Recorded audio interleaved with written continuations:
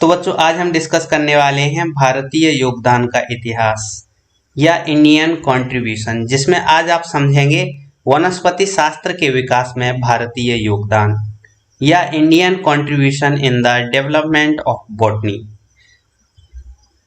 जैसा कि आप जानते हैं, मानव का संबंध पेड़ पौधे या वनस्पतियों से प्राचीन काल से ही रहा है। हमारे दैनिक आवश्यकताएं जैसे रोटी, कपड़ा और मकान की आपूर्ति वो पेड़ पौधे या वनस्पतियों से करता आ रहा है।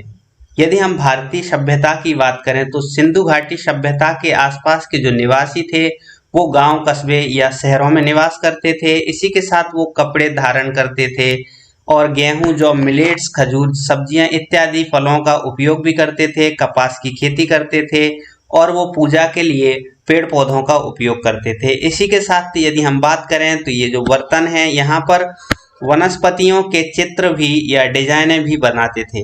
ये पौधों के व्यवसाय, महत्व तथा उत्पादों की जानकारी भी रखते थे। इन सभ्यता के लोगों को पेड़ पौधों के बाह्य एवं आंतरिक लक्षणों की भी जानकारी थी और उन लोगों ने पौधों का वर्गीकरण भी किया था। हमारी भारतीय सभ्यता में इस बात के प्रमाण भी मिलते हैं कि वो खादों का उपयोग करते थे और फसल चक्रण का उपयोग करके भूमि की उर्वरा शक्ति भी बढ़ाते थे। यदि हम बात करें ऋग्वेद काल की, तो ऋग्वेदिक काल में भी उल्लेख मिलता है कि पौधों के द्वारा भोजन निर्माण में प्रकाश के महत्व और ऊर्जा संग्रहण के बारे में जानकारी। पोस्ट वैदिक साहित्यों से इस बात के प्रमाण भी मिलते हैं कि बॉटनी एक स्वतंत्र शाखा के रूप में विकसित थी। पाराशर ने वनस्पति विज्ञान की इस शाखा का नाम वृक्षायुर्वेद रखा था।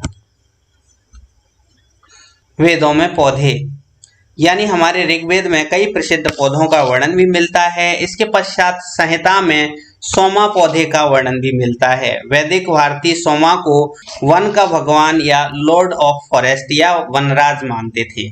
वैदिक काल में पीपल या अश्वत्था नामक दूसरा सर्वाधिक वर्णन वाला पौधा था। ऋग्वेद में अश्वत्था की काष्ठ से बर्तन एवं वेसल्स बनाए जाने का उल्लेख भी मिलता है।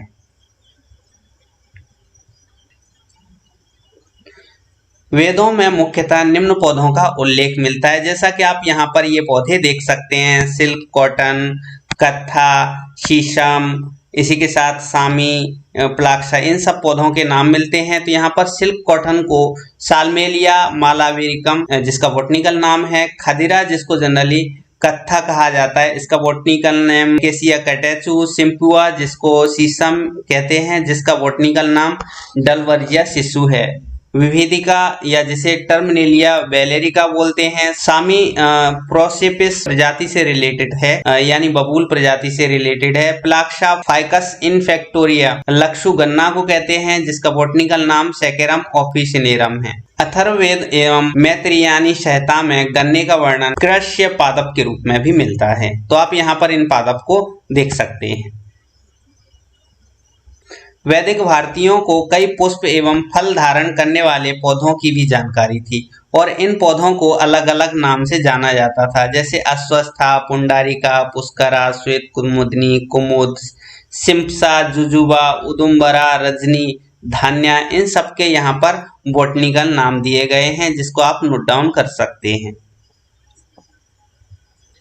चरक संहिता, सुश्रुत संहिता, आयुर्वेदिक की कई सारी पुस्तकें हैं जिन्हें जनरली वृक्षायुर्वेद के नाम से भी जानते हैं।